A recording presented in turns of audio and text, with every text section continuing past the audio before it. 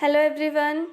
इस वीडियो के अंदर हम सूत्र स्थान चरक संहिता का चैप्टर नंबर 28 एंड 29 जो है पढ़ने वाले हैं। और दोनों ही चैप्टर्स हमारे जो हैं वो बहुत छोटे से हैं और सिंपल चैप्टर्स हैं, तो इनको फटाफट से हम लोग कंप्लीट कर लेंगे इस वीडियो में। और साथ ही साथ जैसे कि क्लासेस में अपना क्या चल रहा था, चैप्टर नंबर 26 हमारा बिल्कुल लास्ट का जो है 10 मिनट्स का वो बचा था, उसको कंप्लीट करना है। और 27 का आपका मैंने कुछ पार्ट्स की वीडियो आपको टेलीग्राम ग्रुप में सेंड करी थी, आप वहाँ से देख सकते हैं। और यूट्यूब पे भी बाकी बचा हुआ जो पोर्शन है 27 चैप्टर का वो आपका डल जाएगा टाइमली। और दूसरी बात 28 और 29 हम यहाँ पे डिस्कस कर रहे हैं। तो जैसे कि मैंने बात करी थी अन्नपान चतुष्क, तो अन्नपान चतुष्क के हमने 4 चैप्टर्स 25 एंड 26, 27 आपका धीरे धीरे चल रहा है। और आज अंतिम अध्याय 28 हम यहाँ पर स्टार्ट करने वाले हैं। ठीक है।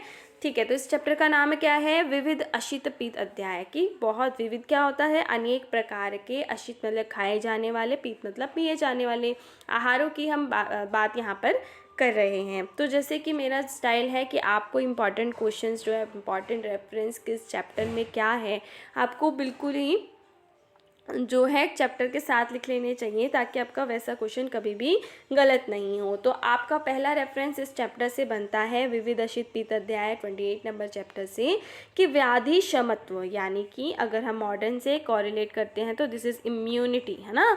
तो व्याधि क्षमत्व जो है उस वर्ड का सर्वप्रथम वर्णन इस अध्याय में चरक जी ने किया है। और साथ ही साथ सेकेंड नंबर पर कोष्ठ से दोष कैसे शाखा में और शाखा से कैसे दोषों का कोष्ठ में गमन होता है, इस चीज़ का वर्णन, इस चीज़ के दो श्लोक जो हैं आपको इस चैप्टर में मिलेंगे।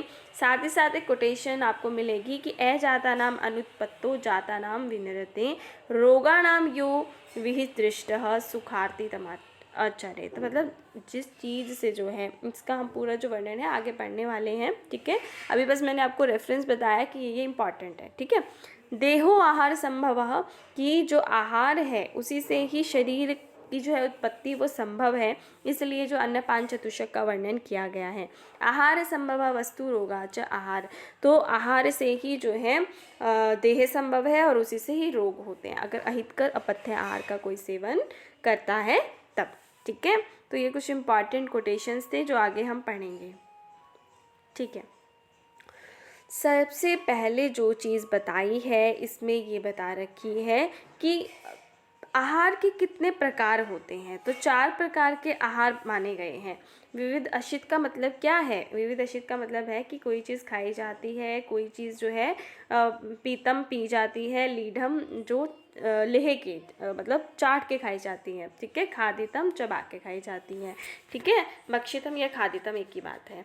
तो इन आहार भेदों के अनुसार, ठीक है, जठराग्नि क्या होती है, इन आहार भेदों के अनुसार जो है अपनी ऊष्मा से जो आहार खाया गया है सम्यक विपच्य माना है, उसको अच्छे प्रकार से पचा देती है। और पचाने के बाद उसका मोटो क्या है, उसका एम क्या है, क्यों खाना पचाती है, क्योंकि सर्वधातु ऊष्मा मारुतः स्रोतः, कि सभी धातुओं की ऊष्मा वायु स्रोतस जो संपूर्ण शरीर को उपचय करते हैं, बनाते हैं। ठीक है, उपचय बलवर्ण सुखायुष्य युज्यति, तो इससे क्या होता है, आहार इसका काम क्या है, शरीर का उपचय, बल, वर्ण और सुख, आयुषा, ये सब इसमें आते हैं। ठीक है, आहार से शरीर धातु नुर्जति, और शरीर की धातुओं को, बाकी धातुओं को क्या मिलती है, आहार रस से क्या होता है, बाकी धातुओं को रस धातु से पुष्टि मिलती रहती है। ठीक है, और जो आपका रेफरेंस का क्वेश्चन आता है यहाँ पे, धातु ही धातु आहारा प्रकृति अनुवर्तते, तो जो प्राकृतिक शरीर है उसके अंदर धातु ही धातु का आहार है। जैसे अगर मैंने कहा कि आहार रस से जो आहार का सार रूप रस बनता है, उस रस से नेक्स्ट रक्त धातु बनती है ना, तो कुछ रस का पार्ट यूटिलाइज होता है रक्त धातु बनाने में, तो रक्त धातु का आहार क्या है, रस धातु, तो इसलिए क्या कहा गया है, धातु ही धातु आहार है। ये आपको रेफरेंस का क्वेश्चन यहाँ से आता है, ये आप ध्यान रखेंगे। आगे हम चलेंगे कि जब हम बात करते हैं आहार रस से जब अन्न रस बनता है ना, आहार रस जब पच जाता है तो शरीर के अंदर अन्न रस बनता है, जिससे सारी धातुओं की उत्पत्ति होती है। आप कभी कोई चीज़ देखना कि आप घर पे कुछ भी बना रहे हो तो ऐसा कुछ नहीं होता कि कुछ वेस्टेज ना हो, तो कुछ वेस्ट उसमें से निकलता है ना, तो उस वेस्ट को क्या बोलते हैं, कीट या मल, है ना, जो एक्स्ट्रा वेस्टेज हो गया उसको कीट या मल बोलते हैं। ऐसे हमारे शरीर के अंदर होता है कि तत्र आहार प्रसाद भागो रस, जो आहार का बना हुआ अच्छा भाग है जो शरीर की बाकी धातु को बनाता है वो रस होता है। उसी प्रकार जो कीट भाग होता है मलम आख्य, आख्य मतलब दिस इज कॉल्ड एज, ठीक है, मल उसे कहते हैं। तो ये बात आपने पढ़ी। उसके बाद जो है कीट में क्या क्या आता है, स्वेद मूत्र पुरी शिवात पित्त श्लेष्मा के जो दोष हैं वो, और कर्ण अक्षी के मल, आस्य मुख का लार लोम, ठीक है, प्रजनन मलहा केश श्मश्रु, ये सारे मल के अंदर काउंट होते हैं, ठीक है। और यही जो है कीट भाग है इनको पुष्यंती यानी कि इनको पोषण देता है। और वहीं आहार रस का जो भाग है वो आगे सारी धातु को बनाता है, रस रुधिर मांस मेद अस्थि मज्जा शुक्र ओजांसी, ठीक है। तो ये सारे काम कौन कर रहा है, आहार रस कर रहा है, और मल को कौन बढ़ा रहा है, हमारा कीट भाग बढ़ा रहा है। तो इस चैप्टर के अंदर आप एक क्वेश्चन एक्स्ट्रा पढ़ेंगे कि आचार्य चक्रपाणी ने जो है उन्होंने 3 न्याय बता रखे हैं कि कैसे रस धातु जो है वो बाकी सारी धातुओं में कन्वर्ट हो जाती है। उसके 3 न्याय जो है आचार्य चक्रपाणी ने हमें बताए हैं चक्रपाणी टीका में। पहला है क्षीरदधि न्याय है। क्षीरदधि न्याय का क्या मतलब होता है कि जैसे ये दूध है, दूध की आपने जामन लगा के और दही जमा दी है ना, तो वो पूरी की पूरा जो दूध था वो दही में कन्वर्ट हो जाता है। तो वो कहते हैं कि पूरा के पूरा जो रस है वो पूरा रक्त धातु में कन्वर्ट हो जाता है। तो फिर ये कंसेप्ट जो है ये थोड़ा सा सही नहीं लगता, क्योंकि अगर पूरा रस कन्वर्ट हो जाएगा तो क्या होगा, रस धातु का क्षय हो जाएगा। तो ये हीन मतलब माना जाता है, और ये सभी ने ही ये चीज़ मानी भी है। फिर नेक्स्ट आता है केदारी कुल्य न्याय। तो केदारी कुल्य न्याय क्या कहता है कि केदारी कुल्य न्याय कहता है कि कोई एक जैसे खेती करते टाइम जो नाली बनाई जाती है जिससे पानी अपनी अपनी फसलों में जाता है, तो ऐसा ही बोला जाता है कि आहार रस से जो है जिस जिस धातु को जो है चाहिए होता है ना, वो उसके अकॉर्डिंग जो है पोषण ले लेती है। तो ये केदारी कुल्य न्याय हो गया। उसके बाद खले कपोत न्याय तीसरे नंबर का न्याय है, जिसमें कपोत यानी कि कबूतर, ठीक है, उद्यान में घूमते हुए, ठीक है, अपने जो ज़रूरत का सामान है अपनी पूर्ति के लिए उठा लेता है, वैसे ही अपनी धातुएं जो हैं अपनी ज़रूरत का सामान जो है आहार रस से लेकर परिपूर्ण हो जाती हैं। ये तीसरा न्याय कहलाता है, ठीक है। तो ये आचार्य चक्रपाणी ने 3 न्याय जो हैं वो यहाँ पर दिए हुए हैं। साथ ही साथ आपको ये चीज़ रिपीट करी हुई है यहाँ पर कि आहार का परिणाम कार्य है। तो आहार के 2 भाग होते हैं, प्रसाद भाग और मल भाग, ठीक है। ये सारी चीज़ें आप पढ़ के आए हुए हैं।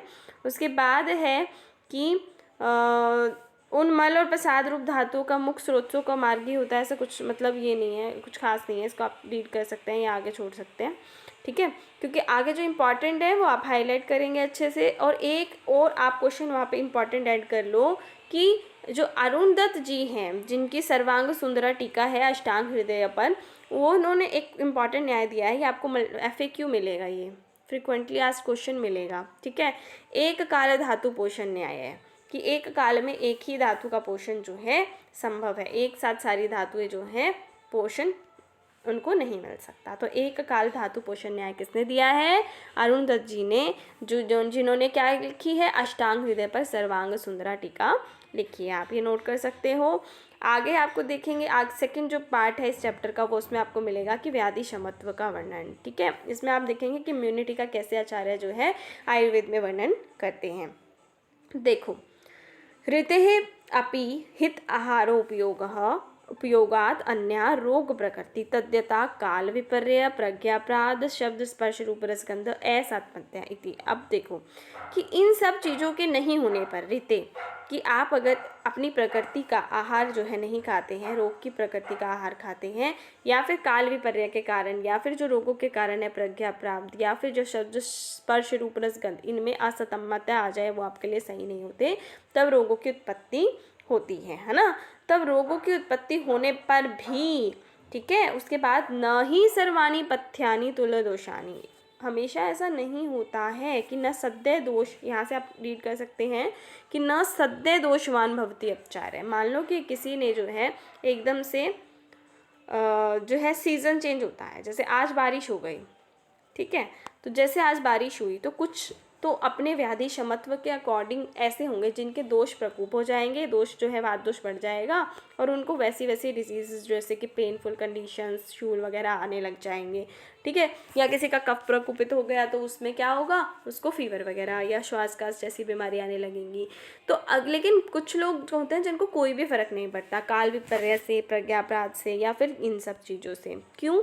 न सद्य दोषवान भवती अपचार है, क्योंकि उनको जो चीज़ें हैं वो बिल्कुल एट ए टाइम सद्य दोषवान नहीं होती हैं। और हमेशा याद रखना, रोग हमेशा तब प्रकट होगा जब दोष जो है एक लिमिट से बाहर आते हैं, वरना जो दोष हैं वो अपने आप शरीर के अंदर शरीर की गतिविधियों से शांत होते रहते हैं। तो न ही सर्वाणी पथ्यानि, वो लिखते हैं कि न ही सर्वाणी अपथ्यानि, तो सारे के सारे अपथ्य ऐसे नहीं हैं तुल्य दोष वाले हों जो शरीर में सारे दोष जो है प्रकोपित करें एक लेवल से ज़्यादा। नैचे सर्वे दोषा तुल्य बला, और ना ही सारे दोष तुल्य बल वाले होते हैं। कई बार वात ज़्यादा हैम्पर करता है, पित्त इतना नहीं करता, कफ इतना नहीं करता, तो इसलिए दोष भी सारे सेम बल वाले नहीं होते। नैचे सर्वाणी शरीरानी व्याधि क्षमत्वे समर्थानी भवन्ति, और ना ही सभी शरीर के अंदर व्याधि क्षमत जो है इम्यूनिटी है वो इक्वल होती है, ठीक है, समर्थ नहीं होती कि वो रोग को रोक सके। तो ये बात इन्होंने व्याधि क्षमत्व वर्ड का फर्स्ट टाइम वर्णन करते हुए आहार चतुष्क के अन्नपान चतुष्क के अंतिम अध्याय में ये बात बताई है कि आहार पर भी बहुत सारी चीज़ें डिपेंड करती हैं, और साथ ही साथ जो है ये चीज़ भी डिपेंड करती है कि आपके आहार से बना हुआ आपका व्याधि क्षमत्व जो है वो कैसा है, कि रोग जो है उत्पन्न होगा या नहीं होगा, ठीक है। ठीक है, तो आत्रेय जी कहते हैं कि हितकारी आहार का प्रयोग करने वाले को हितकारी आहार, देखो क्वेश्चन जो है आपको मैंने यहाँ पे मिस कर दिया था, आप इसको क्वेश्चन पूछ सकते हैं।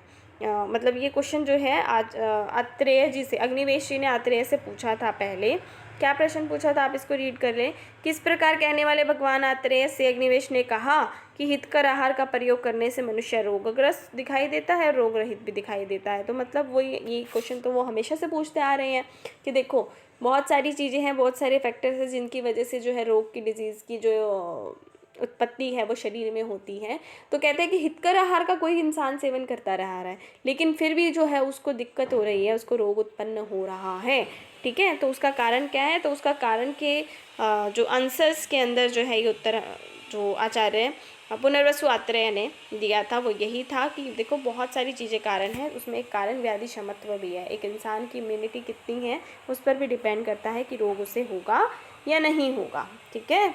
और चक्रपाणी जी ने इस व्याधि क्षमत्व को दो टाइप्स में जो है वो तोड़ा है।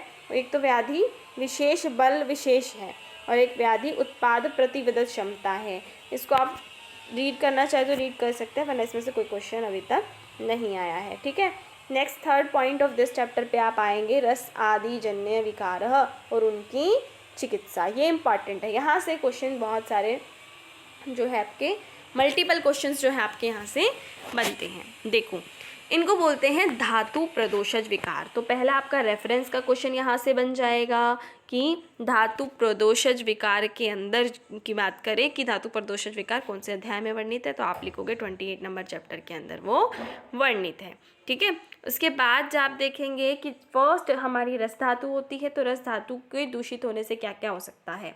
तो पहला आप इसको पूरे श्लोक के टर्म्स में भी याद कर सकते हैं। बहुत सारे कॉलेजेस में जो है श्लोक याद कराए जाते हैं। अदरवाइज़ अगर आपको श्लोक याद करने की आदत नहीं भी है तो कोई बात नहीं, हम लोग क्या करेंगे इसके इंपॉर्टेंट चीज़ें जो है आप उसको हाईलाइट करेंगे और बार बार पढ़ेंगे तो याद हो जाएंगे, ठीक है। तो रस धातु की जब बात करें कि जब रस धातु दूषित हो जाती है तो अश्रद्धा मतलब किसी चीज़ में श्रद्धा ना होना, इच्छा ना होना, ठीक है। जो अरुचि आ जाती है, आस्य वरस्य मुख के अंदर विरसता आ जाती है, रसज्ञाता मुख का रस गायब हो जाता है, लास मुख से लार टपकने लगती है, गौरवता आती है, कफज रोग आपको मिलेंगे। रस धातु के जो गुण हैं वो कफ धातु से, कफ दोष से मिलते हैं। तो कफ दोष जैसे इसमें आपको गौरव, तंद्रा, ठीक है, अंगमर्द, ज्वर, तम, इतना आप याद रखोगे कि अंगमर्द होता है। रस धातु जो है पूरे शरीर में जो है वो व्याप्त होती है, तो पूरे ये शरीर में मर्दन जैसी पीड़ा मिलती है। सागमर्द, ज्वरतम, और ज्वर और तम आप याद रखेंगे। उसके बाद है पांडु रोग। तो पांडु रोग जो होता है वो रस धातु के दूषित होने से होता है। साथ ही आप यहाँ पर लिख लें कामला रोग जो है वो रक्त धातु के दूषित होने से होता है। या फिर कभी भी देखना पांडु और कामला का कहीं भी वर्ड आएगा ना तो वो हमेशा क्वेश्चन बनता है, तो आप ध्यान रखना इस चीज़ को। यहाँ पर ये क्वेश्चन बनता है कि पांडु जो है वो रस धातु की दृष्टि से और कामला जो है रक्त धातु की दृष्टि से होता है। ठीक है, स्रोतसानाम रोधा, तो स्रोतों में अवरोध हो जाएगा। क्लैब्य यानी कि क्लैब्य जो है इनफर्टिलिटी हो सकती है। साध कृशंगता, अंग जो है वो कृश होने लगेंगे। नाशोग्ने यथा कालम बलयः पलितानि च, और अग्नि का नाश हो जाएगा और यथा कालम जो है पालित्य रोग हो जाएगा। पलितानि वर्ड आप याद रखेंगे कि बालों का सफ़ेद होना। ठीक है, फिर आगे आप देखेंगे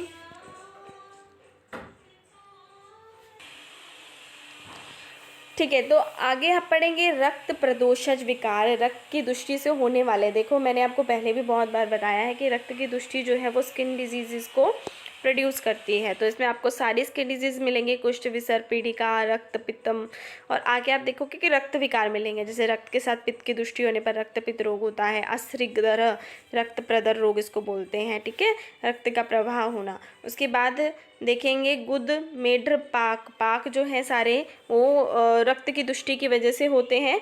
फिर आगे है प्लीहा रोग, और उसके बाद देखो जब भी स्प्लीनोमेगली है वो अगर ब्लड की प्रोडक्शन बहुत ज़्यादा, आरबीसी की प्रोडक्शन अगर बॉडी में करनी पड़ती है उसकी वजह से स्प्लीनोमेगली हो जाती है। तो वर्ड यहाँ पर आप मॉडर्न से भी अगर कोई चीज़ कोरिलेट करेंगे तो भी आपको ये चीज़ जल्दी समझ आती है। ध्यान रखेंगे कि इसमें प्लीहा रोग है। गुल्म जैसे कि रक्तज गुल्म आप याद करने के लिए लिख सकते हैं यहाँ पर। विद्रदी वो स्किन डिजीज़ आ गई। नीलिका और कामला मैंने आपको साथ में बता दिया था। व्यंग होती हैं छाइयाँ, पीपलू होते हैं, तिल वगैरह, छोटी छोटी फुंसियाँ पीपलू होती हैं, और तिल कालक वगैरह इसमें आ सकते हैं। इसके अलावा कुछ शुद्र कुष्ठ हैं, दद्रु, चर्मदल, शुत्र, पामा, ठीक है, कोठ, मंडल, ऐसी चीज़ें जो हैं रक्त प्रदोष से, रक्त की दृष्टि से होती हैं। सारी इसमें ज़्यादा आपको स्किन डिजीज़ मिलेंगी। क्वेश्चन आपको पांडु और कामला का ही ज़्यादातर मिलता है। ठीक है, उस चीज़ को ध्यान रखना। और साथ ही साथ आप इस चीज़ को अभी भी लिख सकते हो, रस जब हम शुक्र की दृष्टि पढ़ लेंगे तब भी लिख सकते हो। तो रस की दृष्टि से क्लैब्य होता है, इनफर्टिलिटी होती है, साथ ही साथ शुक्र की दृष्टि से भी होती है। नेक्स्ट हम पढ़ेंगे दुष्ट मांसज रोग। और दुष्ट मांसज रोग में देखो जब मांस की दृष्टि होगी तो क्या होगा, मांसज रोग होंगे। तो उसमें क्या लिखा है, अधिमांस की मांस का बढ़ना हो जाएगा। मांस जो है अलग अलग जगह से बढ़ने लगेगा। और उसी का एक एग्जाम्पल क्या है, अर्बुद। अर्बुद क्या है, कैंसरस ग्रोथ। उसके बाद कील हो जाते हैं, ठीक है, कोन टाइप्स के कील हो जाते हैं। फिर गल शालुक शुंडी के, और गल शालुक रोग हो जाता है, गल शुंडी का रोग हो जाता है। ये आप सारे जो है मेरे साथ 18वें नंबर चैप्टर के अंदर, श्वथु वाले चैप्टर के अंदर, त्रिशोत अध्याय है ना, उसमें पढ़ के आए हैं। उसके बाद है पूती मांस अलजी। पूर्ति मांस हो जाता है, मांस गलने सड़ने लग जाता है। अलजी रोग होता है। गंड गंडमाला रोग हो जाता है। उपजीविका रोग हो जाता है। ये सारे हम पढ़ के आए हुए हैं। ठीक है, उसके बाद अगर दुष्ट मेद हो जाए तो उसमें जो आपने अष्ट निंदित रोग पढ़े थे ना, उसमें से जो अति स्थूल्य वाला जो मेन है वो, और प्रमेह, ये रोग जो है अति दुष्ट मेद के कारण होते हैं। बस इतना ही आप इसको यहाँ पे रीड कर सकते हैं कि कुछ नहीं दे रखा इसमें। ठीक है, अब है दुष्ट अस्थि से होने वाले रोग। तो अध्यस्थि की, अध्यस्थि क्या होती है, हड्डी के ऊपर ही अधिक हड्डी निकलना, है ना, बोलते हैं ना हड्डी जो है वो बढ़ गई है। ठीक है, तो वो अध्यस्थि कहलाता है। अधिदंत, ऐसे ही दांत के ऊपर दांत निकलने लग जाता है। दंत भेद, दंत के अंदर पीड़ा होना। दंत शूल, अस्थि भेद, और अस्थि में शूल होना। अस्थि तथा दांतों में विवर्णता होना। और जो अस्थि के दोष से, कीट से बनने वाली चीज़ें हैं, केश, लोम, नख, दाढ़ी, इनमें भी दोष उत्पन्न होना। तो इसमें कुछ ऐसा नहीं था जो आपको जो है आइडिया ना लगे। ठीक है, तो विकृत मज्जा के रोग, अगर मज्जा विकृत हो जाती है, मज्जा में जो है दोष उत्पन्न हो जाते हैं तो क्या होता है। देखो ये इंपॉर्टेंट है थोड़ा सा, आपको एज इट इज़ जो है इतनी लाइन यहाँ पे मिलती है। और मज्जा दुष्टि के लक्षण इसमें बहुत इंपॉर्टेंट है, आप इसके श्लोक याद कर लेंगे, इतना हाफ। रुक परवना नाम, तो देखो मज्जा जो होती है वो फ्लूड है ना, साइनोवियल फ्लूड लगा लो आप, CSF लगा लो, सेरेब्रोस्पाइनल फ्लूड, है ना। तो उसकी वजह से वो संधियों में जो है फिल होता है, जॉइंट्स के अंदर फिल होता है, तो उसमें वहाँ पर पीड़ा होती है अगर वहीं मज्जा में दोष आ जाए तो।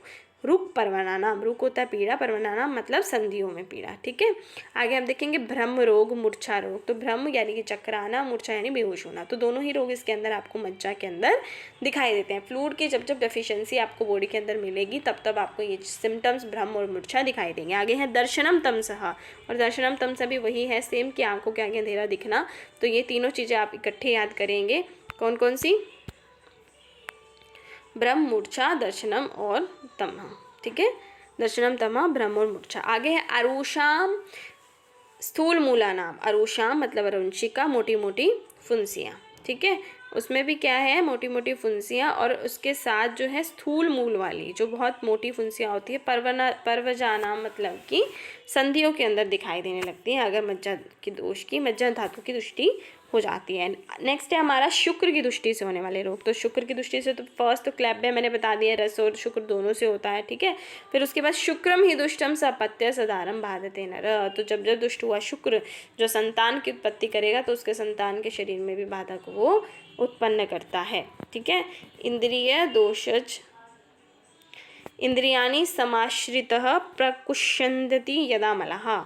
तो जब ये वात पित्त कफ दोष इंद्रिय अधिष्ठानों में जाकर कुपित होते हैं तो इंद्रियों में ताप और उपघात करते हैं। तो इंद्रियों के अंदर भी जब ये दुष्ट जो है वात पित्त कफ जाएंगे तो उसको भी क्या कर देंगे, मल वाले कर देंगे, ठीक है।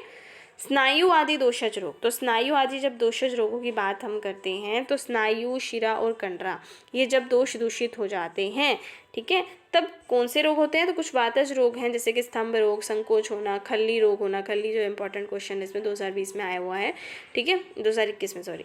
और ग्रंथि उत्पन्न हो जाती है, सफूरन हो जाता है, सुप्तता नमनेस आ जाती है जॉइंट्स के अंदर, लिगामेंट्स के अंदर, टेंडन्स के अंदर, ठीक है, खिंचाव होना। मलगत दोष रक्षण, और जो हमने 3 मल बताए हैं, मलमूत्र और स्वेद, इसके अंदर अगर कोई भी दृष्टि आती है तो उसके क्या होता है, उनका संग यानी कि उनका रुकावट होती है, उत्सर्ग अतीव बहुत ज़्यादा निकलना होता है, जैसे अतिसार और कॉन्स्टिपेशन होना, ठीक है।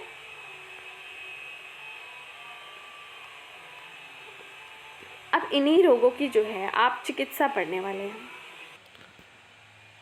जब चिकित्सा की बात करते हैं कि जब रस धातु के अंदर जो है दोष हो गए हैं और अब आपको रस धातु की उन दोषों से जो रोग उत्पन्न हुए हैं उनकी चिकित्सा करनी है, तो सबसे अच्छा सूत्र इसका जो मोस्ट फ्रिक्वेंटली आस्क्ड क्वेश्चंस में आता है वो है सर्वलंघनम औषधम, कि आप उपवास चिकित्सा हमेशा जो है सभी प्रकार के लंघनों का पालन जो है सभी सर्वलंघनम औषधम आप इसमें दे सकते हैं। और रक्तज दोषों की बात करते हैं तो उसके लिए कहा गया है विधि शोणित के अध्याय रक्तजाम विषम। जो विधि शोणित हमने चैप्टर नंबर 24 इस सूत्रस्थान सीरीज़ में पढ़ा है, उसके अंदर जो रक्तज रोगों की चिकित्सा बता रखी है, जैसे उसमें कहा है कि शोणित रोगेशु यानी कि रक्तपित्त हरण क्रिया, और उसके अंदर विरेक, उपवास और रक्तमोक्षण करने के लिए बता रखा है, तो वो आप इसमें कर सकते हैं या वहाँ यहाँ पे बस उसका रेफरेंस दिया हुआ है। उसके बाद जब मांसज रोगों की चिकित्सा की बात करते हैं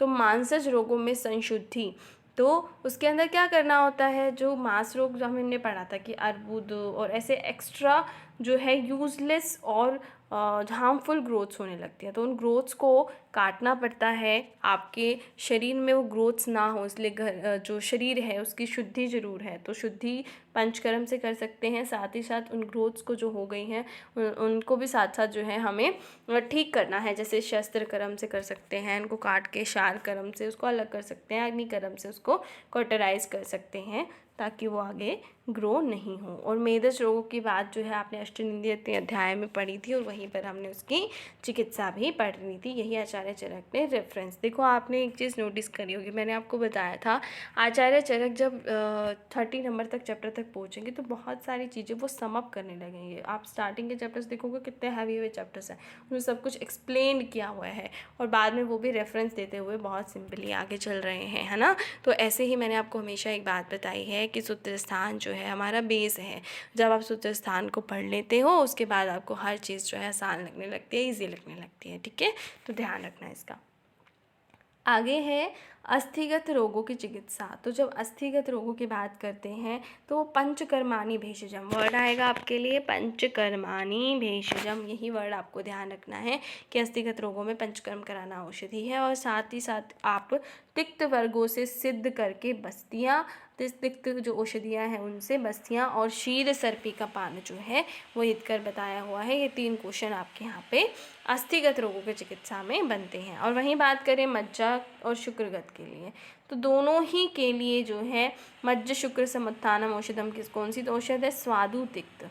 आपने अस्थिगत में ओनली तिक्त पढ़ा और जब बात मज्ज शुक्र की आई तो उन्होंने स्वादु तिक्त मधुर रस को और ऐड किया। ऐसा अन्न का सेवन करना चाहिए, व्यायाम करना चाहिए, मैथुन व्यायाम एक्सरसाइज करनी चाहिए, शुद्धि काले च मात्रा, और हमेशा जो है आपके शरीर की शुद्धि जो है पंचकर्म से मात्रा और काल के अनुसार टाइमली जो है होनी चाहिए। और इंद्रिय जन्य जो रोग हैं उनकी चिकित्सा करनी है तो आप त्रिमर्म अध्याय जो आप चरक चिकित्सा 26 में पढ़ेंगे, ठीक है, उसके अंदर वर्णित की गई है, वो आप ले सकते हैं। और वात रोगों की चिकित्सा जहाँ वर्णित करी है वात व्याधि वाले 27 नंबर चैप्टर्स के अंदर चिकित्सा स्थान में, वहाँ पर आपको स्नायु शिरा कंडरा से होने वाले रोगों की चिकित्सा का वर्णन, मतलब रेफरेंस उन्होंने आगे पीछे दोनों की साइड दे दिया है, ठीक है। आगे मलज रोगों की चिकित्सा नववेगांधारणी अध्याय में हम लोग 7 चैप्टर्स के अंदर सूत्र स्थान में पढ़कर आए हैं। कोष्ठ से शाखाओं से दोषों, शाखाओं में दोषों का गमन, ये मैंने आपको बताया था, रेफरेंस का क्वेश्चन की यहाँ पर हमें मिलता है। अब देखो कि नॉर्मल लेवल में वात पित्त कफ कोष्ठ में है, वही अपने स्थान को छोड़कर जब शाखाओं में जाने लगते हैं तब दोष उत्पन्न करते हैं शाखाओं में, है ना। तो उस चीज़ को ही आपको देखना है, ध्यान देना है और कि कैसे ये होता है। तो फर्स्ट उसका कारण बताया है व्यायामात, ठीक है, अधिक व्यायाम करने से, बहुत ज़्यादा एक्सरसाइज करने से वात प्रकोपित होती है और वात प्रकोपित होकर पित्त कफ को लेकर चलती है, चलो दोष उत्पन्न करें, है ना। तो व्यायामात उष्णम तीक्ष्णन्यात, तो उष्मा की तीक्ष्णता से ऐसा होता है। उसके बाद हितकर आहार और विहार का सेवन न करने से ऐसा होता है, ठीक है। तो इसके लिए क्या लिखा हुआ है? हितस्य अनवचारणात्, हितकर आहार का सेवन नहीं करने से, ठीक है, हितस्यान अनवचारणात्। उसके बाद है कोष्ठात शाखा मलायांति, कि कोष्ठ में जो है मल जो थे वो शाखा में आ जाते हैं, शाखा मलायांति। और उसका चौथा कारण क्या है? द्रुत मारुतस्य, वात के द्रुत वेग होने से, प्रकोपित होने से, ठीक है। तो 4 कारण आपने कौन कौन से पढ़े? फर्स्ट व्यायाम, फिर उष्ण तीक्ष्णजन्य, उष्णता की तीक्ष्णता से, थर्ड आपने पढ़ा हितकर आहार का सेवन नहीं करने से, और फोर्थ आपने पढ़ा द्रुतवान मारुतस्य, वात के प्रकोपित होने से, ठीक है। तो ये कारण है कि सिंपल साधारण से पड़े हुए दोष जो कोष्ठ में पड़े हुए हैं वो प्रकोपित होकर शाखाओं में आकर रोग के उत्पत्ति में कारण है। अब इसी से अपोजिट जो कारण होंगे वो वापस जो है दोषों को शाखाओं से कोष्ठ में नॉर्मल लेवल तक ले आते हैं। तो आप इसको हिंदी में पढ़ेंगे पहले, वातादि दोषों के अधिक बढ़ने से, जब वातादि दोष अधिक बढ़कर वापस से जो है कोष्ठ में दोष ले जाते हैं तो उससे भी क्या होता है? दोष जो है कोष्ठ में आ जाते हैं। सेकंड क्या है? बहने वाले स्वभाव से, क्योंकि दोषों का स्वभाव कैसा है? खुद ही विषंदन का स्वभाव है, कम होने का स्वभाव है। दोषों का पाक होने से, जब दोष पक जाते हैं तब, और स्रोतों के मुख विशोधन करने से, या कुछ ऐसी क्रियाएं की जाए जिससे स्रोतस के मुख खुल जाएं, और जैसे ही स्रोतस के मुख खुल जाएंगे वापस से जो है दोष कोष्ठ में चले जाएंगे। और 5वां इसमें बताया है शरीर के अंदर वायु का निग्रह, जो वायु जो है द्रुत वेगान हो गई थी, अभी हमने पढ़ा, वो वायु जो है अगर आप उसका निग्रह कंट्रोल कर लेते हैं तो दोष जो है वापस से कहाँ आ जाते हैं? दोष का शाखा से कोष्ठ में जाने के कारण, मतलब कोष्ठ में आ जाते हैं। तो आप पढ़ेंगे वृद्धया, दोषों की वृद्धि होने पर। फर्स्ट क्या कारण है? वृद्धया। और सेकंड क्या है? विषंदयन, की दोषों का जो है स्वभाव से ही वो बहने के कारण, विषंदन होने के कारण, ठीक है। तीसरा कारण है पाकात, पाक होने के कारण। और चौथा कारण है स्रोतसो मुख विशोधनात्, कि स्रोत के मुख जो है शुद्ध होने के कारण। शाखा मुक्त व मला कोष्ठम यान्ति, मुक्त होकर शाखा से मल कहाँ चले जाते हैं? कोष्ठ में, कोष्ठम यान्ति वायु निग्रहात्। और 5th नंबर का कारण आपका रहेगा वायु के निग्रह होने से।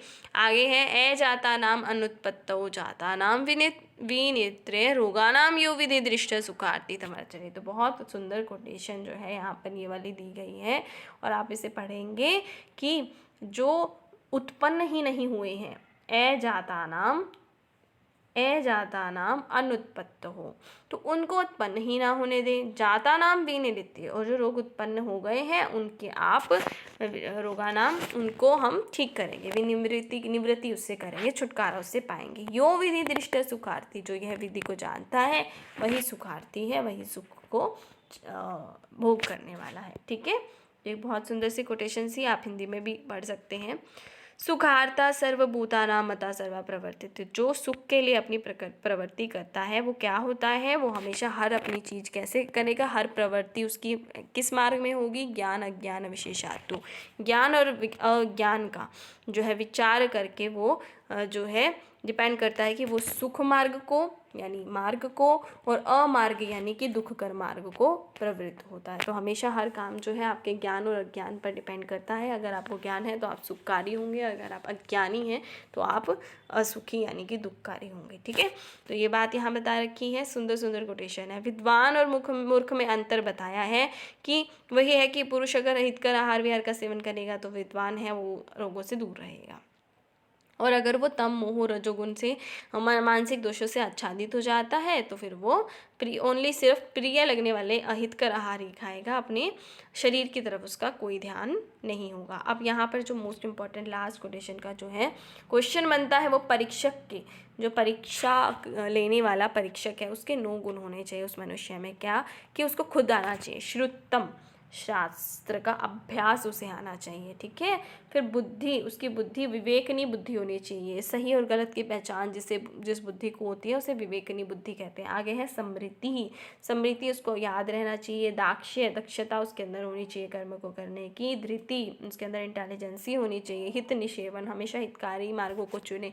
वाक विशुद्धि, उसकी वाणी में शुद्धता होनी चाहिए। क्षमा, शांत रहने वाला होना चाहिए। धैर्यवान होना चाहिए। धैर्यम आश्रयम अंति परीक्षितम। तो इस प्रकार उसके 9 गुण बताए गए हैं। आप हिंदी में पढ़ सकते हैं, अदरवाइज अगर आप श्लोक याद करते हैं तो आपका क्वेश्चन जो है आपका यहीं से ओड 1 से क्वेश्चन आता है क्या परीक्षक के 9 गुणों में है क्या नहीं है, तो आप उसको श्लोक को याद करेंगे। श्रुतम बुद्धि स्मृति दाक्ष्यम धृति हितम निषेवनम वाक विशुद्धि शमो धैर्यम आश्रयंती परीक्षकम। ठीक है, इनमें आश्रय रहते हैं कहाँ, परीक्षक में। आप इसको 2 से 3 बार पढ़ो और याद कर लो। अगले पेज पर आप आ जाएंगे कि हितकर आहार का फल क्या है। तो लास्ट में मैंने आपको बताया कि राग से या ज्ञान से अहितकर आहार का प्रयोग नहीं करना चाहिए। परीक्षा करके हमेशा हितकर आहार का सेवन करें। क्यों? क्योंकि जो देह है, शरीर है, वो कैसे है, आहार संभव, उसकी उत्पत्ति आहार से ही होती है। तो अपथ्य त्याग का फल, और अपथ्य को अगर आप अच्छे से त्याग कर देंगे तो आप हमेशा खुश रहेंगे। उसके बाद एक चीज़ बता रखी है, जो रोगों का कारण किसी ने अनेक उपाय करने पर भी दूर नहीं किया जा सके, ऐसे रोगियों को प्राप्त कर बुद्धिमान वैद्य को शोक नहीं करना चाहिए। कि अगर किसी को उस बीमारी का उपाय नहीं मिला और आपने उसके ऊपर कुछ ट्राई करना चाहते हैं और आपको जो है सफलता नहीं मिल रही है, तो कोई भी विद्वान वैद्य जो है उस पर शोक नहीं करता है। आहार संभव वस्तु, यह मैंने आपको पहले रेफरेंस बता दिया। तो इस प्रकार हमारा एक चैप्टर यहाँ पर फिनिश हो जाता है। ठीक है।